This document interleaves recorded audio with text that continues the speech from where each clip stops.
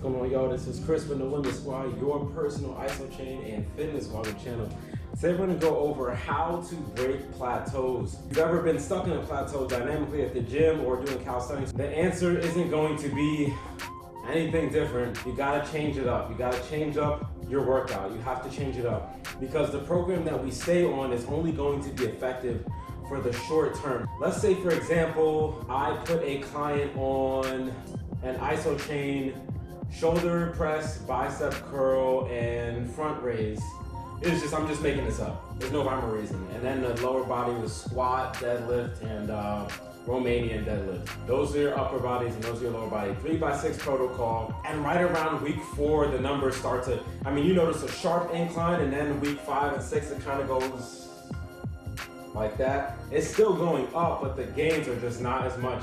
That is the law of diminishing returns, and it doesn't just apply to calisthenics and dynamic workouts, it's also here isometrically. Your body just wants to survive. I mentioned that in other videos before.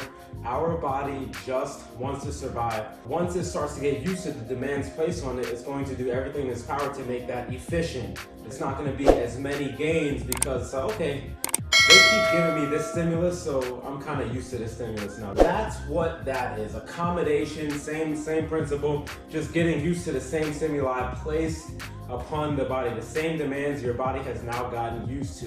Isometric accommodation occurs about 6 to 8 weeks. And what's funny is I've always changed my workouts for not only myself, but also my clients every 6 to 8 weeks. I've never had a client go longer than 8 weeks.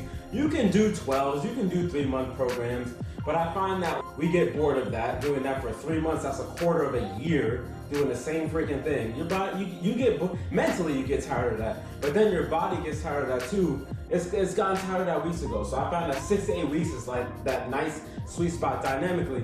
Bringing it back to the Isochain, it's the same thing. 6 to 8 weeks, we found it's the best amount of time to be under an Isochain workout regimen, program, whatever you want to call it, before it's time to switch it up. Case in point, so my Power 45, the second program I did on the Isochain back in November, so the numbers were steadily increasing. Now that was when the lower back issues started to get plagued, and I know what I did, but that's another story, it doesn't matter. The numbers were, I wouldn't say skyrocketing, they were increasing off the 60% increase from the Sweet 16, which was my first workout. If you haven't seen that, it's linked right here, check it out. I knew I programmed the Power 45 to go right off of the Sweet 16. And from a design standpoint, it did. It continued to climb. Some exercises were new, but the majority of the exercises were still the same, but now in the 3x6 format. Everything started climbing up. Right around week 4, save for the exercise that involved my lower back, it started to kind of not peter out, but the increases just weren't as good. Why? Law of diminishing returns, accommodation, same thing. Your body just wants to acclimate to the demands placed on it. In order to do that, we must change the stimulus. How? Changing the angle is one of the ways that you can change the stimulus. And just like dynamically in the gym or outside doing calisthenics, whatever, change up the intensity, change up the volume, change up the sets, change up the reps, change up the rest time. There are so many variables that we can use to break our bodies out of a plateau. Does that make sense? It's no different here with the Isochain and isometric workouts. So for example, let's take the Isochain out of it, right? So I'm training a client. I have them doing 3 really annoying isometric exercises. The wall sit for your legs, which is just a brutal disaster if anyone's ever done that. The 6 inches exercise and the plank. 2 of them are core primarily, with other muscle groups being worked indirectly.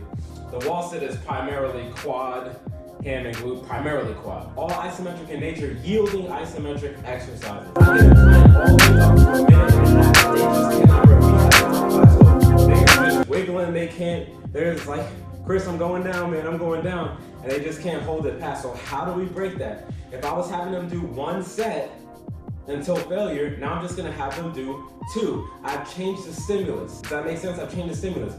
Let's say I had them doing 3 sets of 30 seconds for each one, and the rest time was 60 seconds in between, and they just hit a hard plateau. They just can't go over that amount of time, that time under tension. What's one of the methods that I would use to break that plateau? Increase the rest time. Let's go for 90-second rest times. That's just one of the ways that we can do. We can switch up the order in which we do it. So we can do waltzes first and then do, does that make sense? There's so many different ways. Same thing with the Isochain. It's the same concept. We have to switch it up. We have to give our body something new, a new stimulus. Remember I just talked about angle specificity with the Isochain? According to Paul Wade's Isometric manual, studies indicate that the most significant increases occur beyond 20-degree angles. So let's say I have the shoulder press, right, mid-position. So I'm at mid-position, this is mid-position, this is top position, and this is bottom position on the Isochain. All right, so if I've been doing bottom position Isochain, which currently right now I am doing bottom position Isochain, and I want to break a plateau, it's just not right now, I'm almost at my plateau. I've noticed the numbers have slowed up. They're not like plateau, but they've slowed up. So if I want to break that cycle, I have to increase the angle by at least 20%. Like that. That's definitely over 20%. Now I'm in shoulder press mid positions. That makes sense? Now the numbers are going to be different. They won't be as powerful as from shoulder press bottom position. If you guys have ever done bottom and mid, you notice the difference, and there's barely any power up at the top position. But switching it up and still getting that stimulus there for that shoulder press, those muscles worked. It's a new stimulus, it's new power, it's a whole new ball game, all right? Then when I switch it back down, there's gonna be more power. It's gonna be a little dip, and it's gonna be more of a skyrocket because our body is like, oh yeah, we're doing this again. Oh wow, there's even more power because we did shoulder press mid position for about the last month and a half, 6 to 8 weeks. Am I making sense? So 6 to 8 weeks, that's how long we should be on the Isochain program before it's time to switch it up. If we don't, we're gonna plateau. This is just like in the gym. We have to switch it up. We have to switch. That's the golden rule, 6 to 8 weeks. It applies to isometrics as well as many other variables regarding weightlifting, calisthenics, moving your body around, trying to develop lean muscle. Thanks for watching. If you liked the video, be sure to drop a like. If there's something that you think I missed, go ahead and drop it in the comment section below. It helps out the algorithm. And if you're not yet part of the squad, hit that subscribe button. Come join NoLimitSquad. See you on the next one. Peace.